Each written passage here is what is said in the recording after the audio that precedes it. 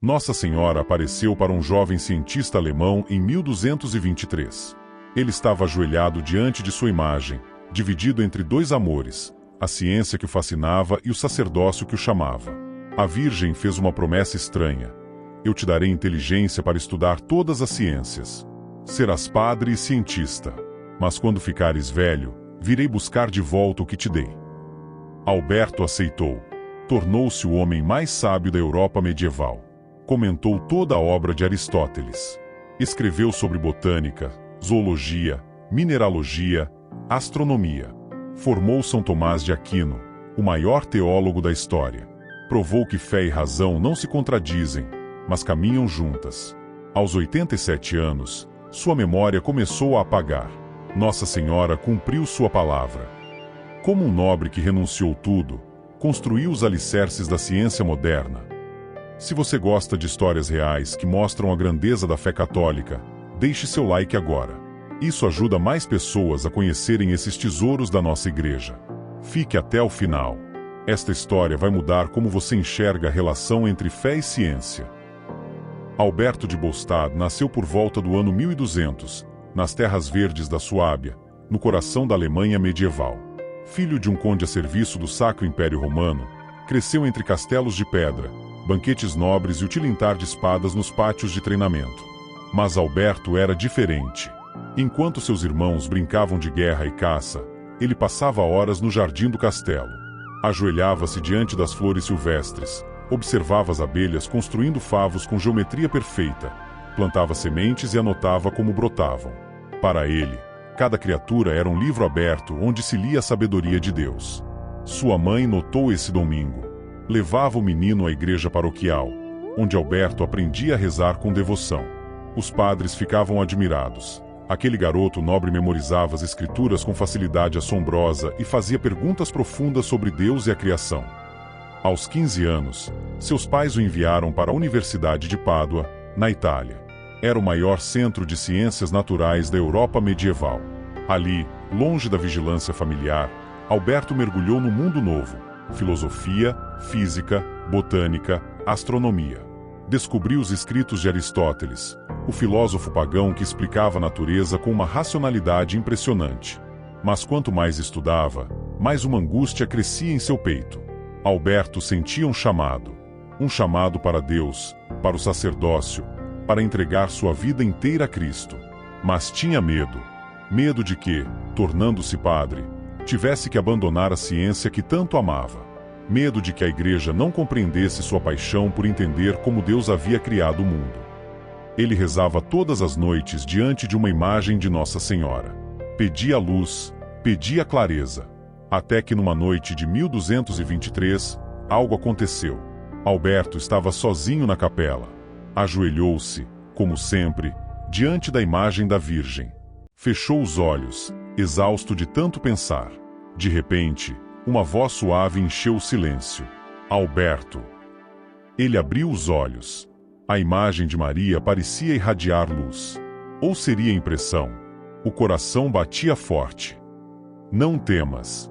Entra na ordem dos pregadores. Eu te darei inteligência para estudares todas as ciências que desejas. Serás padre e cientista. Mas quando ficares velho, virei buscar de volta o que te dei. Alberto caiu prostrado. Chorou e agradeceu. Poucos dias depois, procurou os frades dominicanos. Queria entrar na ordem fundada por São Domingos, dedicada ao estudo e à pregação da verdade. Os frades ficaram felizes. Reconheceram naquele jovem nobre alemão uma mente brilhante e um coração humilde. Sua família ficou furiosa. Um conde renunciando à herança, um filho brilhante virando frade mendicante, pedindo esmolas pelas ruas. Mas Alberto já tinha feito sua escolha. Vestiu o hábito branco e preto dos dominicanos. Renunciou aos castelos, às riquezas, ao nome de nobreza. Agora era apenas Frei Alberto, servo da verdade, servo de Cristo. Os superiores da Ordem dos Pregadores logo perceberam que tinham nas mãos um tesouro raro. Alberto não era apenas inteligente. Era voraz por conhecimento, humilde diante da verdade, e capaz de unir fé e razão com uma clareza que poucos possuíam. Enviaram-no para Colônia, depois para Paris. Paris. A Sorbona. O coração intelectual da cristandade no século XIII. Ali, Alberto completou seus estudos em teologia e tornou-se mestre. Suas aulas eram diferentes de tudo que se via. Ele não repetia mecanicamente as doutrinas antigas. Examinava todas as opiniões, pesava argumentos a favor e contra, e chegava a conclusões fundamentadas na razão iluminada pela fé. Os estudantes lotavam suas salas. Vinham de toda a Europa para ouvir aquele frade alemão que falava de Deus com a profundidade de um místico e da natureza com a precisão de um cientista. Mas havia um problema que incomodava muitos professores cristãos: Aristóteles. O filósofo grego, pagão, morto séculos antes de Cristo, tinha escrito sobre tudo: física, biologia, ética, metafísica.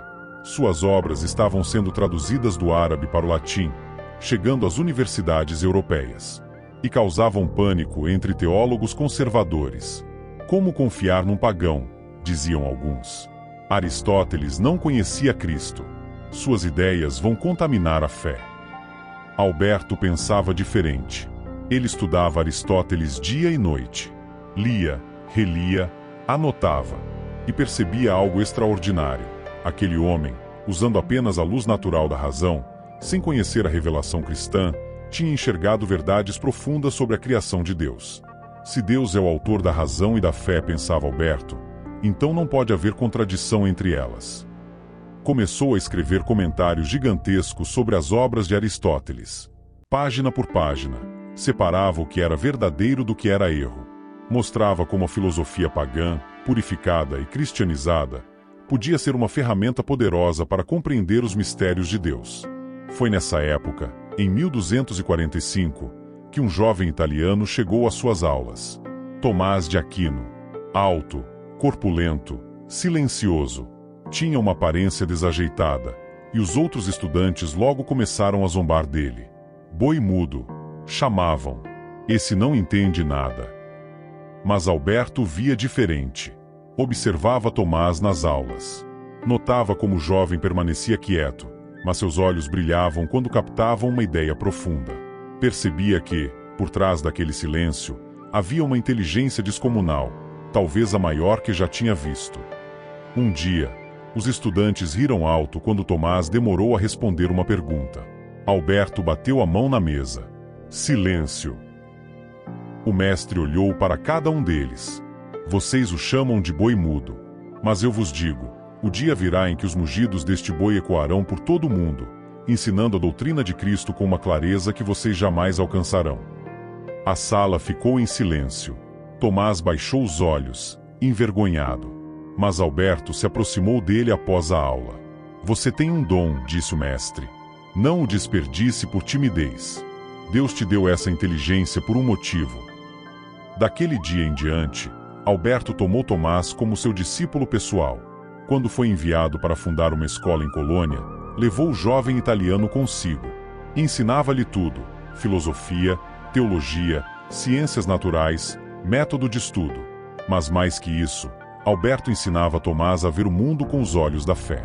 Cada planta que você observa, dizia enquanto caminhavam pelos campos ao redor de Colônia. Cada pedra, cada estrela no céu, é uma palavra que Deus escreveu no livro da criação. A ciência não se opõe à fé. Ela nos ajuda a ler esse livro com mais clareza. Tomás absorvia tudo e crescia. Anos depois, quando São Tomás de Aquino escreveu sua monumental Suma Teológica, a obra que se tornaria o fundamento da teologia católica por séculos, ele estava seguindo os passos de seu mestre. Alberto, humilde, nunca sentiu ciúme. Pelo contrário, reconhecia que seu discípulo o havia superado e agradecia a Deus por isso. Alberto tinha quase 60 anos quando recebeu uma notícia que não esperava. Uma carta do Papa Alexandre IV. Lacre vermelho, selo pontifício. Os frades ao redor olhavam curiosos enquanto ele abria o pergaminho com mãos trêmulas. Alberto de Bolstad, pela autoridade apostólica, és nomeado bispo de Ratisbona. Ele leu 2 vezes, 3 vezes. Fechou os olhos. Ratisbona era uma diocese na Baviera, em território alemão. Estava destroçada. Anos de conflitos políticos, negligência, corrupção administrativa. O clero desmoralizado, As igrejas em ruínas, os fiéis perdidos. Precisava-se de alguém com autoridade moral, inteligência e capacidade de reconstruir. Alberto não queria. Ele era um estudioso, um professor. Sua vocação era ensinar, escrever, formar mentes. Não administrar propriedades eclesiásticas, mediar disputas políticas, lidar com burocracia. Mas a carta vinha do Papa, do Vigário de Cristo. Ajoelhou-se diante do crucifixo em sua cela. Senhor, tu sabes que não sou digno, mas se esta é a tua vontade, que seja feita. Rezou por horas, até que sentiu paz. Aceitou. Quando chegou a Ratisbona, em 1260, a realidade era pior do que imaginava. Igrejas com telhados desabados, onde a chuva molhava os altares. Padres que mal sabiam rezar a missa corretamente. Famílias nobres brigando pelo controle de propriedades da igreja. Pobreza, ignorância, desânimo. Alberto poderia ter ficado no palácio episcopal, administrando de longe. Mas não era assim que ele entendia o pastoreio. Começou a visitar cada paróquia pessoalmente, a pé. Um bispo de quase 60 anos, caminhando pelas estradas lamacentas da Baviera, subindo montanhas, atravessando aldeias isoladas. Chegava sem aviso, vestindo o hábito dominicano simples, sem pompa. Os camponeses ficavam chocados. O bispo veio até aqui. Ele conversava com todos. Ouvia confissões, celebrava missas, benzia crianças, consolava doentes. À noite, reunia os padres locais e os ensinava. Explicava os sacramentos, a liturgia, como pregar o evangelho com clareza. Não basta ser santo, dizia. Um padre precisa também ser instruído. Como vocês vão ensinar a fé se não a compreendem profundamente? Reformou seminários. Organizou bibliotecas. Trouxe professores de outras dioceses. Mas também foi implacável com a corrupção. Padres que viviam em concubinato, que vendiam sacramentos, que exploravam os pobres. Alberto chamava, corrigia com firmeza, e se não se convertessem, os afastava do ministério. Em 3 anos, a diocese mudou. Igrejas foram reconstruídas. A liturgia voltou a ser celebrada com dignidade. O clero recuperou a moral. Os fiéis voltaram a confiar. Mas Alberto sentia um peso. Sentia que não era aquilo que Deus queria dele para sempre. Sua verdadeira missão, ele sabia, era outra: ensinar, escrever, formar mentes que transformariam a igreja. Em 1262, escreveu ao Papa Urbano IV pedindo dispensa do cargo. Não era covardia, era discernimento. Ele tinha cumprido o que lhe foi pedido. Ratisbona estava restaurada. Agora, outros poderiam continuar o trabalho pastoral. Ele precisava voltar para a colônia, para seus livros, para seus alunos. O Papa, reconhecendo a sabedoria do pedido, aceitou. Alberto voltou para seu convento dominicano. Voltou para a cela simples, para a mesa cheia de manuscritos, para as aulas que o faziam vibrar de alegria. Nunca mais quis honras. Nunca mais aceitou cargos. Recusou convites de reis, de cardeais, de universidades que ofereciam salários altíssimos. Eu sou apenas um frade, dizia. Servo da verdade. Isso me basta. E foi como simples frade que ele realizou sua maior obra. Nos anos seguintes, escreveu tratados que revolucionariam o pensamento católico. Comentou toda a Bíblia. Produziu uma suma teológica própria. Escreveu sobre mineralogia, botânica, zoologia, astronomia, sempre mostrando que estudar a criação era contemplar a sabedoria do Criador. Provou, com sua vida e sua obra, que um cristão não precisa escolher entre fé e ciência, que a razão iluminada pela fé enxerga mais longe, que Deus nos deu inteligência para usá-la em sua glória. Mas havia outra batalha a travar, uma batalha intelectual que definiria o futuro da Igreja. O século XIII era um campo de batalha intelectual. Nas universidades europeias, ideias perigosas circulavam disfarçadas de filosofia.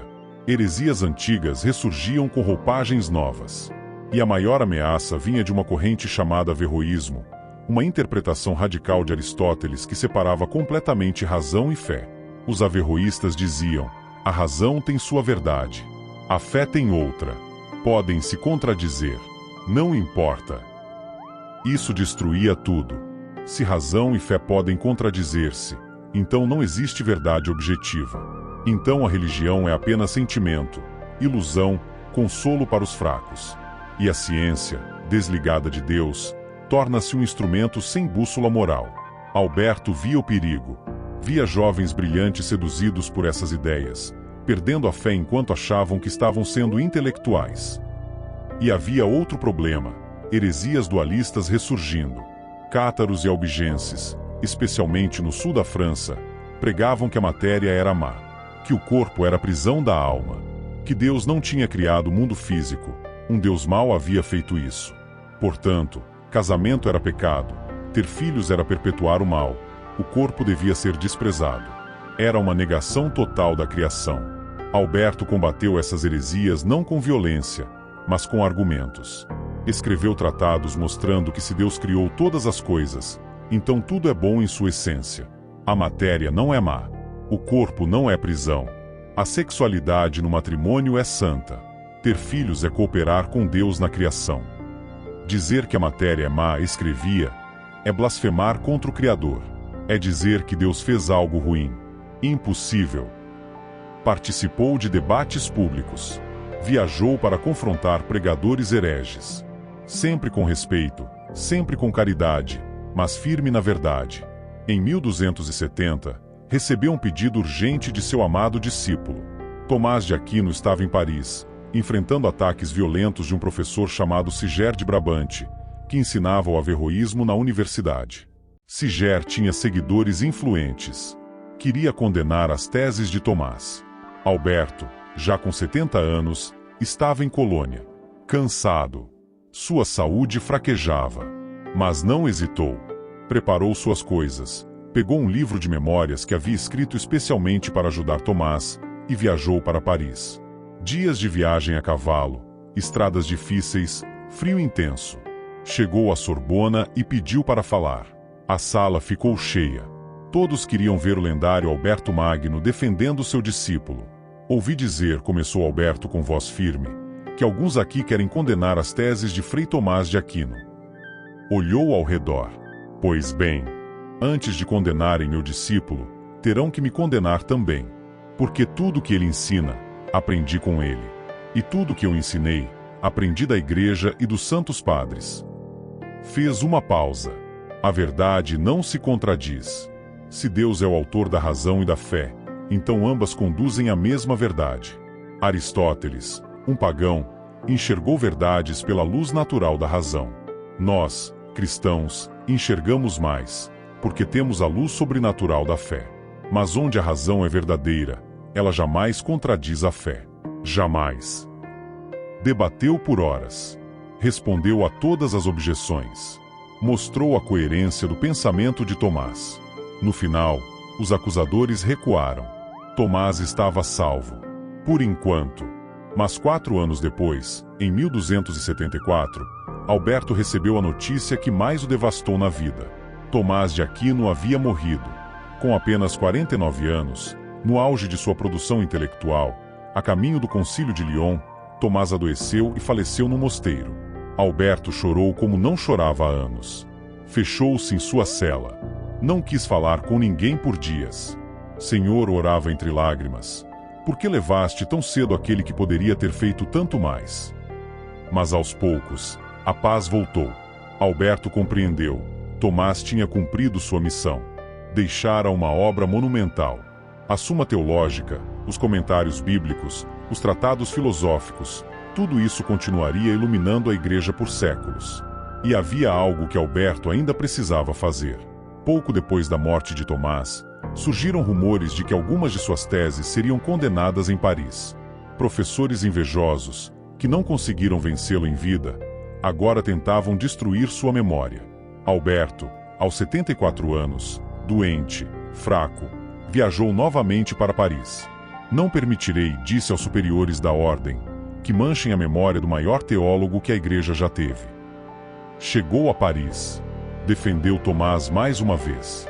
Com toda sua autoridade de mestre, de bispo, de sábio respeitado em toda a Europa. E venceu. As teses de Tomás foram preservadas. Sua obra, protegida. Alberto voltou para a colônia exausto, mas em paz. Tinha cumprido seu dever de mestre. Tinha protegido seu discípulo até o fim. Agora, podia descansar. Os últimos anos de Alberto foram um mistério silencioso de fé. Ele tinha 80 anos. Meio século dedicado aos dominicanos. Dezenas de obras escritas. Gerações de alunos formados. Heresias combatidas. A doutrina católica defendida e enriquecida. Mas agora, algo estava mudando. Começou de forma sutil. Alberto estava dando aula quando, de repente, parou no meio de uma frase. Olhou para os manuscritos à sua frente. Franziu a testa. Eu estava falando sobre... Os alunos ficaram em silêncio. Esperaram. Alberto olhou ao redor, confuso. Depois sorriu, envergonhado. Perdoem-me. Continuo depois. Nos dias seguintes, aconteceu de novo. E de novo. Nomes de conceitos filosóficos que ele dominava há décadas começaram a escapar de sua memória. Citações bíblicas que sabia de cor, agora vinham incompletas, confusas. Ele abria um livro que tinha escrito e não reconhecia suas próprias palavras. Os frades perceberam. A mente do grande Alberto Magno estava se apagando. Demência senil, diriam os médicos hoje. Mas Alberto sabia o que era. Nossa Senhora estava cumprindo a promessa. Ele se lembrava perfeitamente daquela noite em Pádua, 57 anos antes. A voz suave da Virgem: eu te darei inteligência, mas quando ficares velho, virei buscar de volta o que te dei. E agora ela vinha. Alberto não lutou, não se revoltou, aceitou com paz. Se a Mãe de Deus me deu essa inteligência, pensava nos momentos de lucidez, então ela sempre pertenceu a ela. Nunca foi minha. Apenas me emprestou por um tempo. Mas era doloroso. Imagine, um homem que leu e escreveu milhares de páginas, que debateu com os maiores intelectuais da Europa, que explicou Aristóteles, que comentou a Bíblia inteira, agora esquecendo o próprio nome. Às vezes, acordava de manhã sem saber onde estava. Perguntava aos frades: onde estou? Que convento é este? Colônia Frei Alberto. Sua casa há tantos anos. Ah, colônia. Sim. Mas havia algo que a demência não apagava. Alberto esquecia conceitos filosóficos. Esquecia nomes de livros. Esquecia até rostos de pessoas que conhecera a vida inteira. Mas não esquecia as orações da infância. A Ave Maria que sua mãe lhe ensinara no castelo da Suábia, quando tinha 5 anos. O Pai Nosso que rezara 1000 vezes ajoelhado na capela. O credo, palavra por palavra. E o rosário. Todas as tardes, um frade jovem vinha até a cela de Alberto e rezava com ele. Alberto segurava as contas com dedos trêmulos e murmurava: Ave Maria, cheia de graça. Nesses momentos, sua voz voltava firme. Seus olhos brilhavam, como se a memória do coração fosse mais profunda que a memória da mente. Um dia, bateram à porta de sua cela. Frei Alberto está aí? Perguntou um visitante. De dentro, veio a voz do ancião: não está não. Alberto foi embora. O frade que acompanhava o visitante suspirou tristemente. Era a demência falando. Mas talvez não fosse só isso. Talvez Alberto, em sua sabedoria mística, estivesse dizendo uma verdade profunda. O Alberto que fora o doutor universal, o mestre de São Tomás, o bispo, o filósofo. Esse Alberto já não existia mais. Tinha sido reduzido, esvaziado, despojado de tudo. Restava apenas um velho frade, pobre, esquecido, dependente dos outros para tudo. E talvez fosse exatamente isso que Deus queria. Alberto tinha passado a vida inteira ensinando que a humildade era a base de toda virtude, que o orgulho intelectual era o maior perigo para os sábios, que era preciso desapegar-se de tudo, até da própria inteligência, para que só Deus fosse glorificado. Agora, ele vivia isso radicalmente. Não por escolha, mas por graça. A graça de ser despojado. Na manhã de 15 de novembro de 1280, os frades encontraram Alberto deitado em sua cama, imóvel. Tinha as mãos unidas sobre o peito, segurando um crucifixo de madeira. O rosto estava sereno, quase sorrindo. Tinha partido durante a noite, sem dor, sem agonia. Chamaram o prior. Tocaram os sinos. A notícia se espalhou rapidamente por Colônia, depois por toda a Alemanha, e então por toda a Europa. Alberto Magno havia morrido. Multidões vieram ao convento para ver seu corpo. Nobres, professores universitários, camponeses, crianças. Todos queriam tocar suas vestes, pedir sua intercessão, agradecer pelo que ele tinha feito. Enterraram-no na cripta da igreja de Santo André, em Colônia.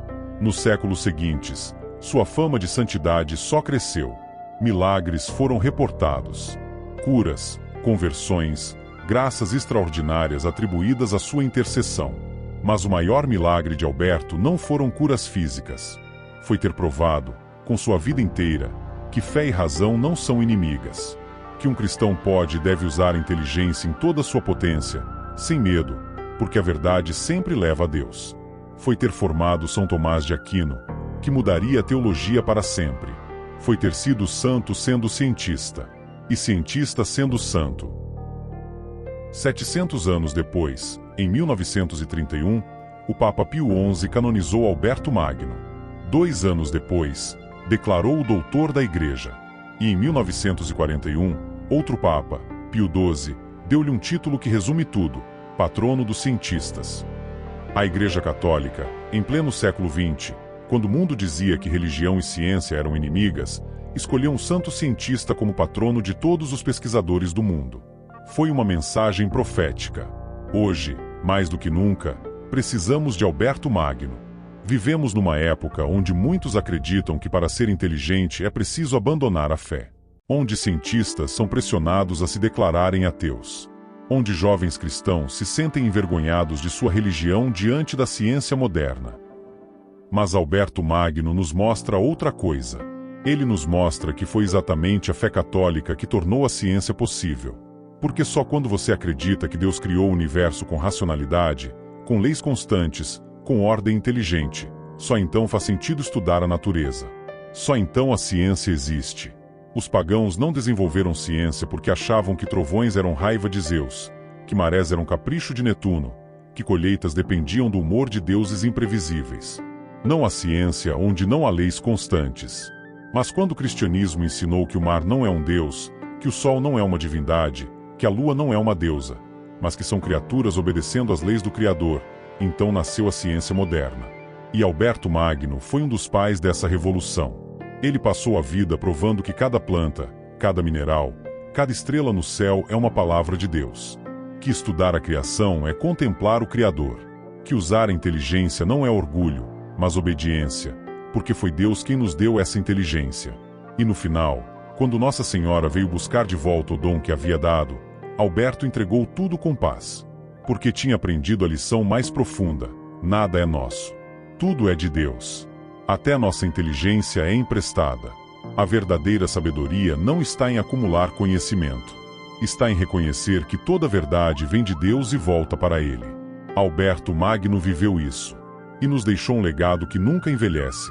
Fé e ciência caminham juntas, porque ambas buscam a mesma verdade, e essa verdade tem um nome: Jesus Cristo. Se essa história tocou seu coração, deixa um like agora. Isso ajuda o YouTube a mostrar esse conteúdo para mais pessoas que precisam conhecer a verdadeira história da Igreja. E comenta aqui embaixo: qual santo você quer que eu conte história no próximo vídeo? Pode ser qualquer um: santo brasileiro, mártir, fundador de ordem, doutor da Igreja. Vou ler todos os comentários e escolher os mais pedidos. Não esquece de se inscrever no canal e ativar o sininho para não perder nenhuma história. Toda semana tem vídeo novo mostrando a beleza e a verdade da fé católica.